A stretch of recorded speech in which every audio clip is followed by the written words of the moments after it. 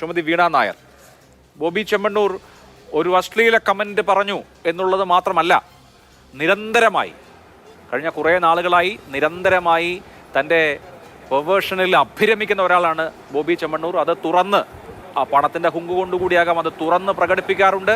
അതിലെ ഒരു ഇര മാത്രമാണ് ഹണി റോസ് എന്ന ചലച്ചിത്ര അഭിനേത്രി. ഇന്നിപ്പോൾ പോലീസ് വളരെ കൃത്യമായ ആക്ഷൻ, പഴുതടച്ച ആക്ഷൻ നടപ്പാക്കുമ്പോൾ ഒരു പരാതി വരുന്നു, അതിൽ നടപടി ഉണ്ടാവുന്നു എന്നുള്ളത് ഒരു വലിയ മുന്നറിയിപ്പും സന്ദേശവുമായി മാറുമോ? കേരളത്തിലെ സ്ത്രീ സമൂഹത്തിന് ആശ്വസിക്കാവുന്ന ഒരു ദിവസമാണോ ഇത്?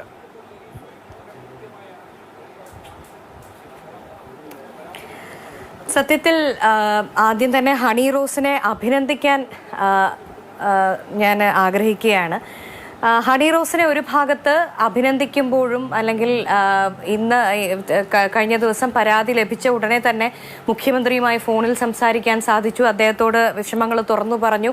നടപടി ഉണ്ടാകുമെന്ന് മുഖ്യമന്ത്രി പറഞ്ഞു എന്ന് കേൾക്കുന്നു.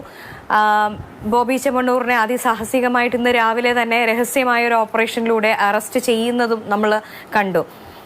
ഇത് ഒരു ഭാഗത്ത് തീർച്ചയായും കേരള പോലീസിനെ സംബന്ധിച്ചിടത്തോളം ഈ ചെയ്തൊരു കാര്യത്തെ നമ്മൾ അഭിനന്ദിക്കുമ്പോൾ തന്നെ ഇതിനു മുമ്പ് എത്രയോ കേസുകളിൽ നമുക്കറിയാം, ശ്രീ വിജയബാബു അടക്കമുള്ള സെലിബ്രിറ്റീസ് ഇൻവോൾവ് ആയിട്ടുള്ള കേസുകളിൽ പലർക്കും രാജ്യം വിട്ടു പോകാനുള്ള സാവകാശം വരെ നമ്മുടെ പോലീസ് നൽകുന്നത് നിസ്സഹായതയോടുകൂടി കേരളത്തിലെ സ്ത്രീ സമൂഹം നോക്കിയിരുന്നവരാണ്. ആ കേസുകളിലൊക്കെ തന്നെ ഇപ്പം ഹേമ കമ്മിറ്റിയൊക്കെ ആയിട്ട് ബന്ധപ്പെട്ട് പല പേരുകൾ ഉയർന്നു വന്നപ്പോൾ അവരുടെയൊക്കെ കേസുകൾ വളരെ സമയചിത്തത പാലിച്ചുകൊണ്ട് കൃത്യമായി ഗവൺമെന്റും അതുപോലെ പോലീസും ഒരു നടപടി എടുത്തിരുന്നുവെങ്കിൽ എന്ന് ഞാൻ വെറുതെ ആശിച്ചു പോവുകയാണ്. പക്ഷേ ഈ കേസിൽ തീർച്ചയായിട്ടും അങ്ങനെ ഒരു സ്വിഫ്റ്റ് ഡിസിഷൻ എടുത്തു എന്നുള്ളത് നമുക്ക്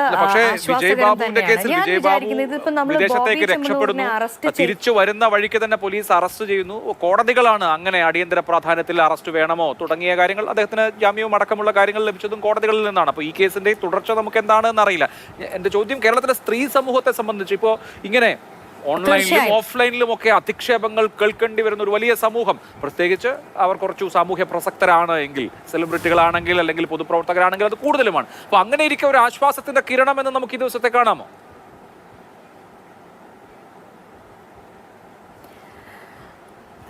ഇപ്പം അങ്ങ് സൂചിപ്പിച്ചതുപോലെ ഈ ഒരു ആക്ഷൻ കൊണ്ട് ചിലപ്പോൾ ഇമ്മീഡിയറ്റ് ആയിട്ട് ഒരു മെസ്സേജ് ഇത്തരത്തിൽ അനാവശ്യമായിട്ട് ഓൺലൈൻ പ്ലാറ്റ്ഫോംസിൽ സ്ത്രീകളെ ദ്വയാർത്ഥ പ്രയോഗങ്ങളും ഇംപ്ലിസിറ്റ് ആയിട്ടും എക്സ്പ്ലിസിറ്റ് ആയിട്ടും ഒക്കെ മോശപ്പെട്ട രീതിയിൽ ഹാൻഡിൽ ചെയ്യുന്നവർ ഒരല്പം ജാഗ്രത പാലിക്കാൻ ആദ്യത്തെ കുറച്ച് സമയം ചിലപ്പോൾ ഇത് സഹായിക്കും. പക്ഷേ ഈ കേസ് മുന്നോട്ട് പോകുമ്പോൾ എങ്ങനെയാകും എന്നുള്ളത് നമ്മൾ വളരെ ക്ലോസ്ലി വാച്ച് ചെയ്യേണ്ട ഒരു കാര്യമാണ്. ഞാൻ ഇതിന് ആമുഖമായിട്ടൊരു കാര്യം പറയാൻ ആഗ്രഹിക്കുന്നത് എന്താണെന്നറിയോ, നമ്മുടെ ഇന്ത്യയിൽ ഒരുപാട് ജ്വല്ലറി ഗ്രൂപ്പുകളുണ്ട്. അതിൽ ഒരു ഗ്രൂപ്പാണ് നമുക്കറിയാം ഈ ബോബി ചെമ്മണ്ണൂറിൻ്റെ ഉടമസ്ഥതയിലുള്ള സ്ഥാപനം എന്ന് പറയുന്നത്. ഒരു 90s ഒരു കാലഘട്ടത്തിൽ പലരും ഇങ്ങനെ ഈ ഒരു ചാരിറ്റിയുമായിട്ട് ബന്ധപ്പെട്ടിട്ടുള്ള കാര്യങ്ങളിലേക്ക് പല നമുക്കറിയാം, അല്ലെങ്കിൽ നമ്മൾ വ്യവസായികളെ എങ്ങനെ കാര്യമായിട്ട് ശ്രദ്ധിക്കുകയോ അല്ലെങ്കിൽ അവരുടെ ആക്ടിവിറ്റീസിന് പിന്നാലെ പോവുകയോ ചെയ്യുന്നൊരു പരിപാടിയൊന്നും പൊതുവെ മുൻപുണ്ടായിരുന്നില്ല.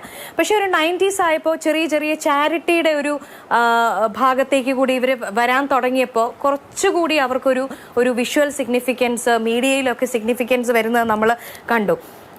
അതിൽ എനിക്ക് തോന്നുന്നു ഏറ്റവും ഇഫക്റ്റീവായിട്ട് അതിനെ ഉപയോഗപ്പെടുത്തി, അതായത് ഈ ബിസിനസ് നടത്തി കിട്ടുന്ന അതിഭീമമായിട്ടുള്ള കൊള്ള ലാഭത്തെ ചാരിറ്റിയിലൂടെ ഡൈവേർട്ട് ചെയ്ത് അതൊരു പബ്ലിസിറ്റി സ്പേസ് ആക്കി മാർക്കറ്റ് ചെയ്യാൻ എത്രത്തോളം സാധിക്കും എന്നുള്ളത് നമുക്ക് കാണിച്ചു തന്ന ഒരാളാണ് ബോബി ചെമ്മണ്ണൂർ. നിങ്ങൾ ഓർക്കുന്നുണ്ടാകും, conquer the world with love എന്ന് പറഞ്ഞ അദ്ദേഹം ഒരു ബ്ലഡ് ഡൊണേഷൻ്റെ ഒരു റണ്ണിങ് ഡ്രൈവ് കുറച്ച് കാലങ്ങൾക്ക് മുമ്പ് നടത്തിയിരുന്നു. അദ്ദേഹത്തിൻ്റെ ജ്വല്ലറി ബ്രാൻഡിനെ പരസ്യത്തിൻ്റെ പേരിൽ പ്രൊമോട്ട് ചെയ്യുന്നത് നമുക്ക് മനസ്സിലാവും. പക്ഷെ ബോബി ചെമ്മണ്ണൂർ എന്ന് പറയുന്ന ഒരു വ്യക്തിയെ ബോച്ചയാക്കി കേരളത്തിലെ പല മാധ്യമങ്ങളും വലിയ രീതിയിൽ അതിൻ്റെ ഒരു കച്ചവട സാധ്യതയെ തീർച്ചയായിട്ടും നമ്മളൊക്കെ ഉപയോഗപ്പെടുത്തിയിട്ടുള്ളതാണ്. അപ്പം പ്ലേയിങ് ടു ദ ഗാലറി എന്ന് പറയുന്നത് കൃത്യമായിട്ട് അദ്ദേഹം